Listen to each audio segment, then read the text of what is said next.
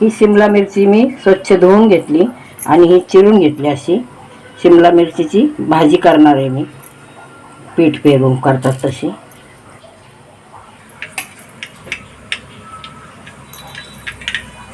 तेल तापवलं, मोहरी टाकून घेतली. मोहरी तडतडली.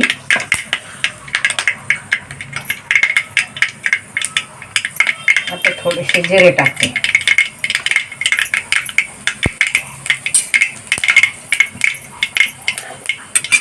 आणि शिमला मिरची त्याच्यावर टाकते.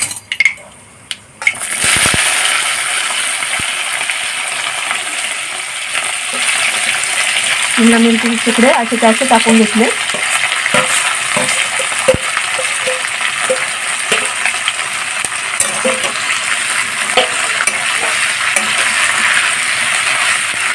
कांदा न घालता अशी पीठ पेरून भाजी डब्यासाठी छान होते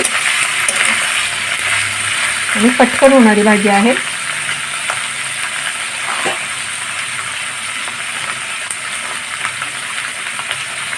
मी हळद टाकते.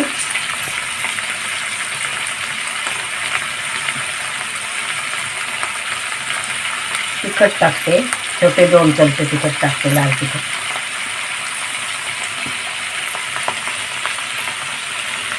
हळद, तिखट टाकले. तिखट तुम्ही तुमच्या आवडीनुसार टाका, कमी जास्त.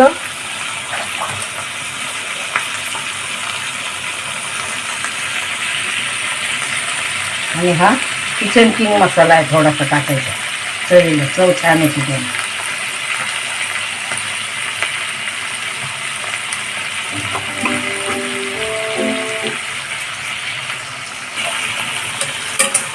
मिक्स करून घ्यायचं हे.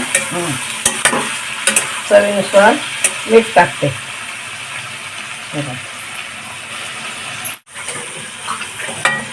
आणि याला जरा थोडीशी वाफ आणायची. मिरच्यांना जराशी वाफ आली की मग पीठ करायचं. झाकण ठेवू आणि 2-4 मिनटं वाफ. हे याच्यामध्ये सगळं टाकलंय मी, तिखट, मीठ, हळद. आता काही टाकायची गरज नाही, मसाले वगैरे काही टाकायचे नाही आहे. आता हे डाळीचं पीठ थोडं थोडं करून टाकणार आहे. मिरचीला चांगली वाफ आली आहे आपली शिमला मिरचीला. डाळीचं म्हणजे बेसन पीठ. आणि तिखट मीठ सगळं मिक्स झालं आहे, छान वाफ आलेली आहे. ठीक आहे, जास्त वेळ लागत नाही शिजायला, पटकन शिजते. एक वाफ आली आणि आता यामध्ये आईने वाटीभर चांगलं डाळीचं पीठ टाकलं. छानपैकी वाफ आणायची. आता याला अजून थोडंसं वरतून थोडं तेल टाकलं तरी चालतंय, म्हणजे खूप हे नाही होणार, कोरडी नको व्हायला म्हणून. तेल टाकायचं, थोडंसं पाण्याचा शिपका लागला तर मारूया. थोडी चांगली वाफ आणूया, मधून मधून चेक करूया. याला आधी हलवली होती मी 2 वेळा मधून मधून. मी अजून थोडंसं तेल टाकते आणि थोडा शिपका देऊन मऊ शिजवते. मिरची शिजलेलीच आहे तशी. आता डाळीचं पीठ, हे बेसन पीठ आपलं चांगलं शिजलं पाहिजे, कच्चं नाही राहिलं पाहिजे.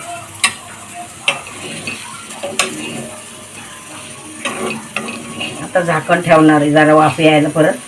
परत एकदा 2दा मधून मधून हलवायची चांगली छानपैकी.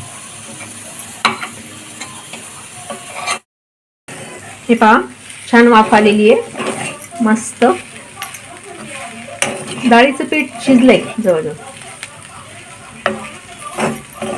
हो, चांगलं शिजलंय. आता ते वाफ आली त्याला मस्त. हे काय, हे पहा, ती छान झाली भाजी. तुम्ही पण करून पहा अशी भाजी. काहीच भाजी नाही म्हटलं, मिरचीवरती डाळीचं पीठ पेरलं की छान भाजी होते. तेल जास्त थोडंसं टाकायचं म्हणजे छान होती ती भाजी.